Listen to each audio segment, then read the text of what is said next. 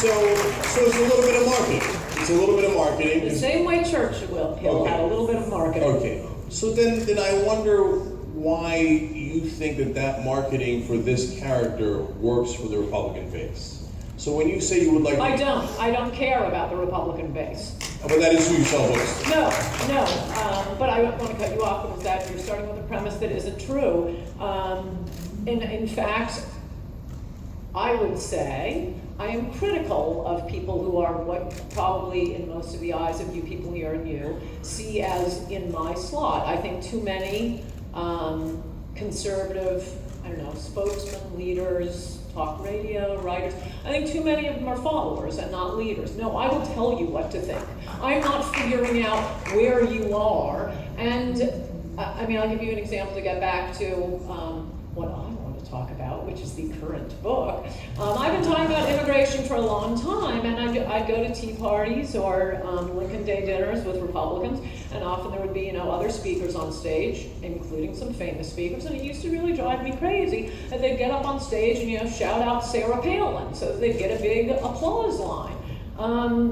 No, nobody was ever expecting me to talk about immigration. I'd do a little of the things that, were topical and in the news, and then I would get straight to immigration. I will tell the Republican base what they ought to be thinking. Okay, so now I'm not playing to anybody. Well, agree to disagree. So we're going to talk about immigration in a second. You mentioned women, and I want to get to some of your quotes about women as well, because you have addressed that topic. What are you, Megyn Kelly?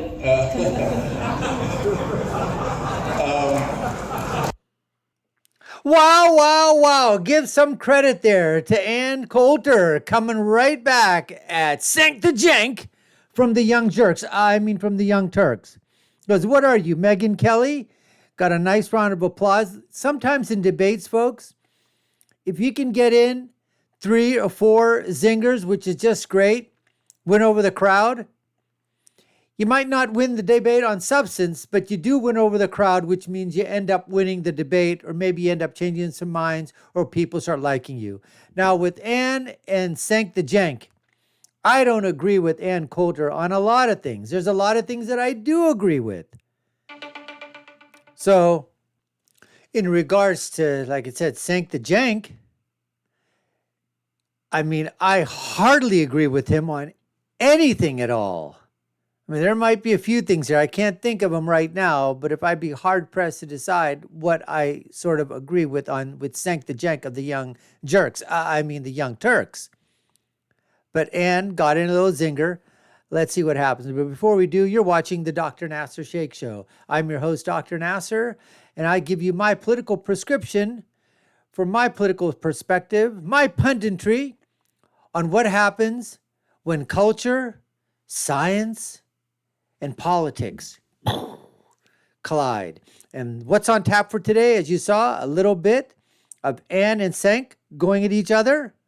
Let's continue and see what Ann has in store for Cenk the Cenk. If we want to question people's gender, okay, we can go down that road.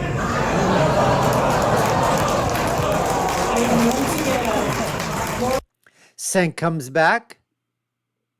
Cenk the Cenk comes back with a little zinger of his own. Gets a little bit of round of applause. Okay.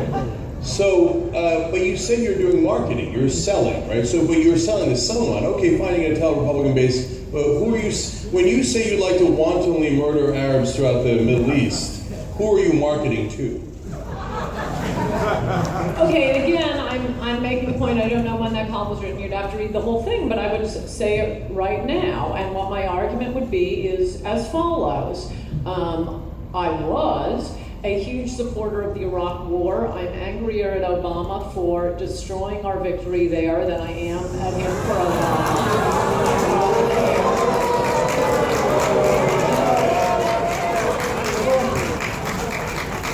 You get me to say a lot more shocking things if break it up. Wow, Ann. Okay, how quickly the crowd turns. They didn't like that when she goes after the Barack Obama. They didn't like that at all. With that. But now, having seen, I live in a country that would elect a president who would destroy our victory in Iraq. I don't see the point in having Americans die for wars like that. I mean, there were a lot of reasons, as I've said, to take out Saddam Hussein. The least of them was weapons of mass destruction. That was like a gag to taunt the UN and the New York Times and liberals. I don't go through all the reasons, but it was a beautiful country for regime change. The regime change worked. They were waving the purple fingers. Everything was great. And then Obama decides to withdraw every last troop. Now that I know we live in a country that can elect a president who would withdraw every troop and turn our victory into a defeat, I would say there's no point in trying to solve anything in the Middle East. It's always been a hellhole. It will always be a hellhole. After a 9/11 attack, I'm a pacifist who is for the liberal use of daisy cutters and nukes. Okay. So, I'm glad you guys approve of the random use of nuclear weapons. And so that gets to the heart of what we're talking about here, Anne, because you said weapons of mass destruction was a gag. But I'm pretty sure a lot of people didn't know that it was a gag. They did if they were reading me. And I'm pretty sure the mainstream media took it as real. They certainly reported it that way. The Republicans sold it as real. So it is a little hard to tell when you guys are... It was actually sold to Republicans and to everybody, not only to the United States government, but to Britain and our allies. And it was sold to them because of what?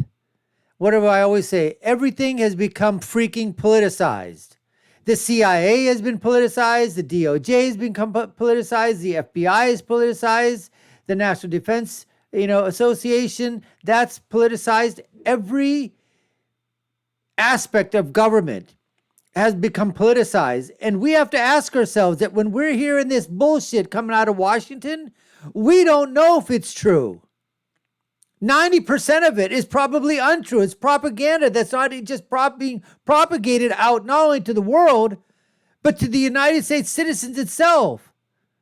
Through all the media platforms, all the alphabet networks, including Fox freaking News.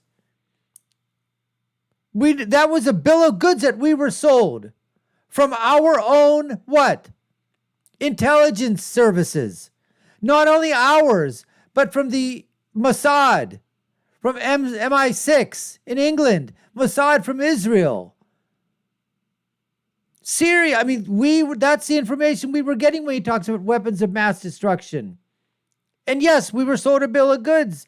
That's what the reason was to go in. I think there were other more superior reasons for going in than that, but that's the reason that we went in initially. Having a little bit of a laugh about a war you're going to start where hundreds of thousands of civilians are going to die. So when you say, hey, let's drop daisy cutters and nukes, I don't know if you're joking, doing hyperbole, and you say I should go back to English class, but I'm not worried about me. I'm worried about 2 or 3 of your supporters who are like, yes, let's drop the nukes! No, I do. Because I don't think they think that you're kidding. I'm not kidding. Okay, so you would like to, do you know what happens when you, Ann, I gotta ask you. Do you know what happens when you drop a nuclear weapon? It incinerates everyone in the neighborhood. So, women, children, men, grandmothers. ISIS, when they put somebody in a cage and burned them alive, we thought they were the worst monsters on earth. You say you'd like to do that on a grand scale, because that's what a nuclear weapon does. I'm saying in response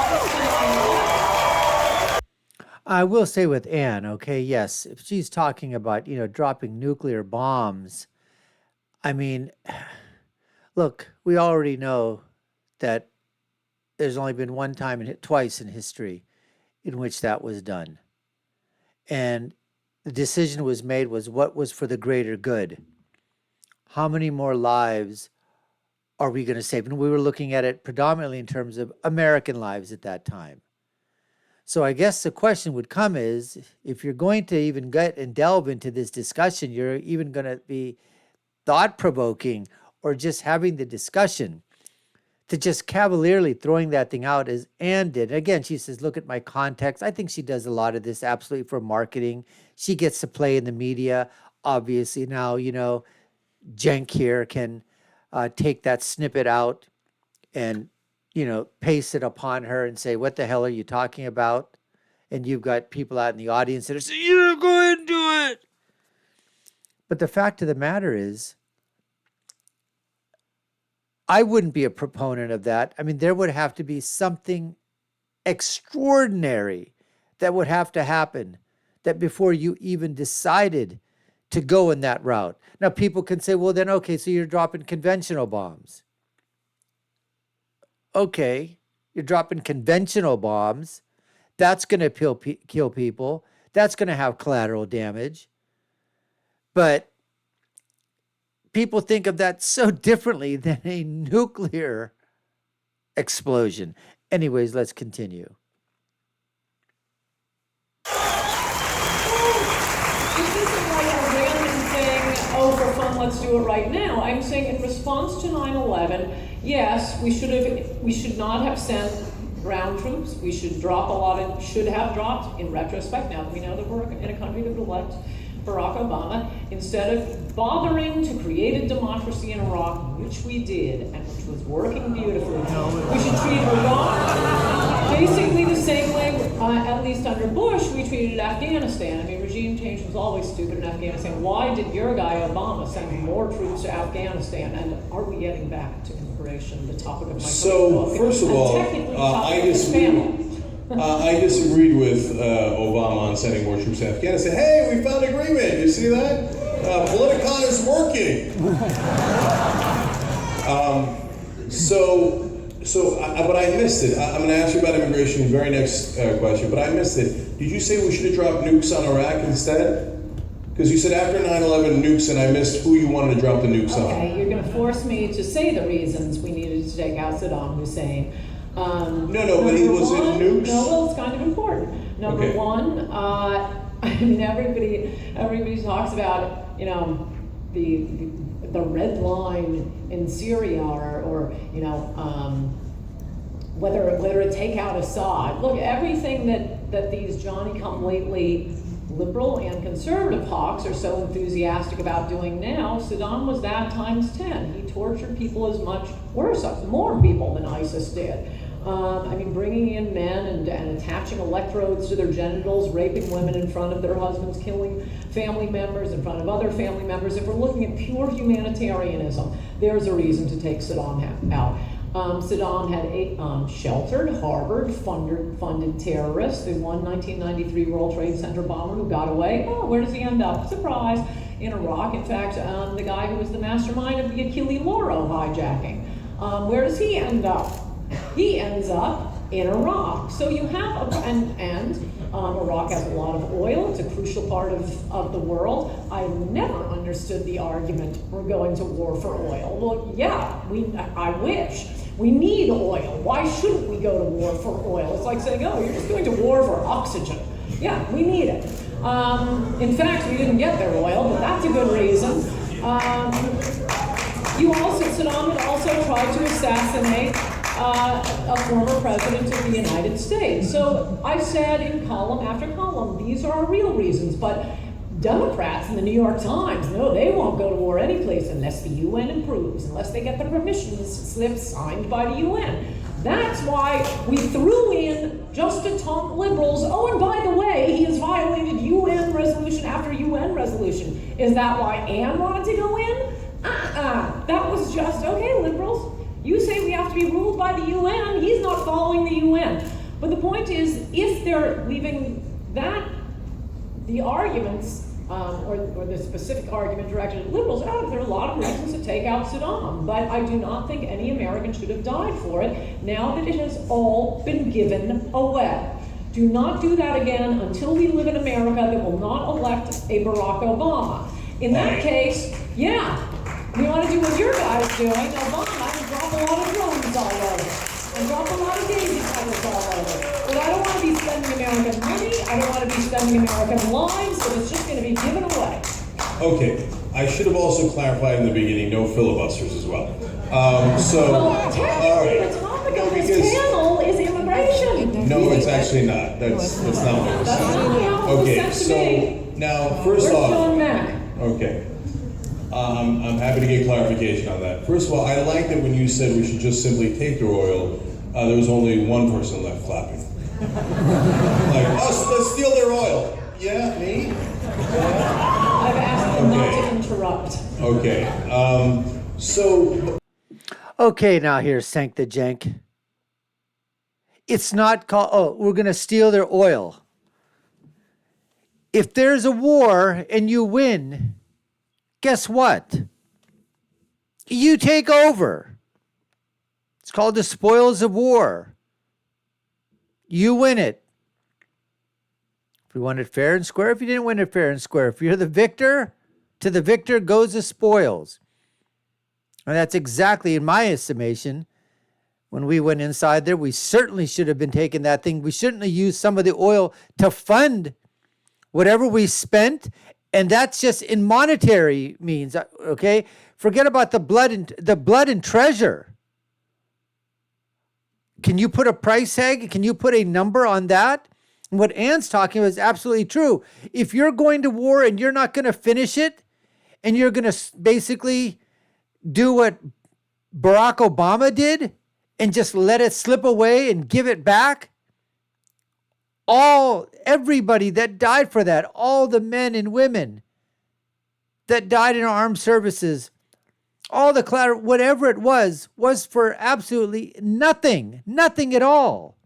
A complete waste of blood and treasure and money.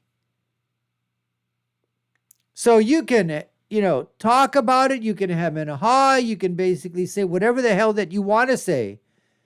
But if we're going to fight wars in the future, using drones, pressing a button, dropping bombs, that's right. We don't want to send our boys and girls, our men and women, our mothers and fathers, our aunts and uncles. No, we don't want to do that anymore. Because unfortunately, wars are not fought by generals and warriors. Wars are fought by the a-holes in Washington, D.C., and the bureaucrats, and the people at the United Nations, and the people at the World Health Organization, and the World Economic Forum, and the G20, and the G7, and all those, right? And the globe. That's where it's fought.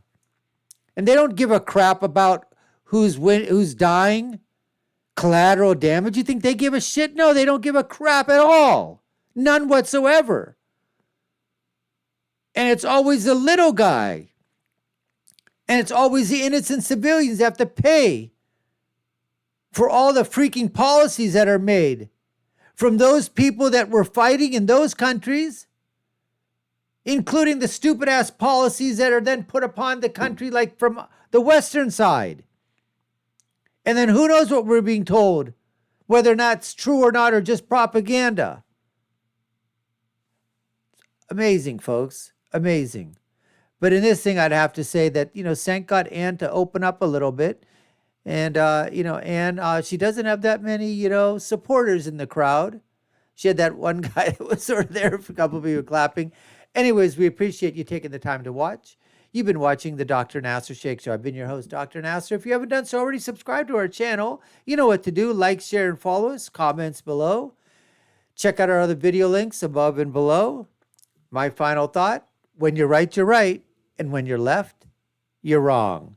We'll see you again next time, folks. Take care and stay safe.